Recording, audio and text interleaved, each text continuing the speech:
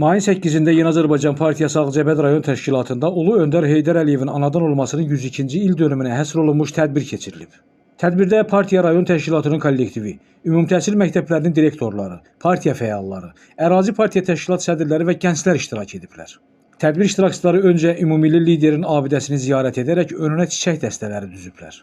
Yeni Azərbaycan Partiyası Ağcabədi rayon təşkilatının sədri Rövşən Əhmədov tədbiri açıq elan etdikdən sonra musiqimizin baş tacı hesab olunan dövlət himnimiz səsləndirilib.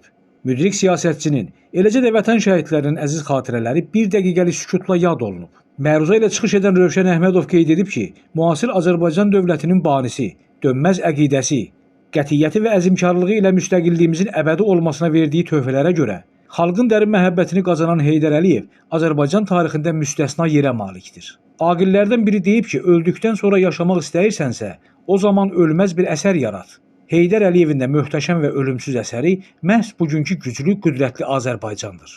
Ağcabədi şəhəri 3 saylı məktəb liseyin direktoru, ərazi partiya təşkilatının sədri Mətanət Quliyeva, Ağcabədi şəhər icra nümayəndəliyi, ərazi partiya təşkilatının sədri İbrahim Cəfərov, Ağcabədi Uşaq Gənclər İnkişaf Mərkəzinin direktor müavini Afət Zeynalova, Ağcabədi Pedaqoji Kollecinin 2-ci kurs tələbəsi Aysel İsayeva da öz çıxışlarına vurğulayıblar ki, cəmiyyətin ictimai-siyasi quruluşundan asılı olmayaraq Heydər Əliyev bütün dövrlərdə xalqın dəstəyini hiss edərək Azərbaycanı daim irəli aparıb.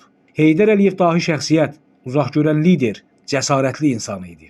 Çıxışlardan sonra Heydər Əliyev 102 başlığı altında məktəblilər arasında keçirilən inşa yazı, intellektual oyunlar, bədii qiraət, həmçinin şahmat və mini futbol yarışlarında ilk 3 yeri tutan qaliblər və komandalar Yeni Azərbaycan Partiyası Ağcabədi rayon təşkilatının fəxri fərmanları, yarışların medalları və kubokları ilə təltif olunublar. Tədbirdə həmçinin rayonun ictimai-mədəni həyatında fəal iştirakına görə bir qrup partiya fəalları da rayon partiya təşkilatının fəxri fərmanlarına layiq görülüblər. Təxminən 1 saat davam edən bayram tədbiri Yeni Azərbaycan Partiyasının himninin səsləndirilməsi ilə başa çatıb.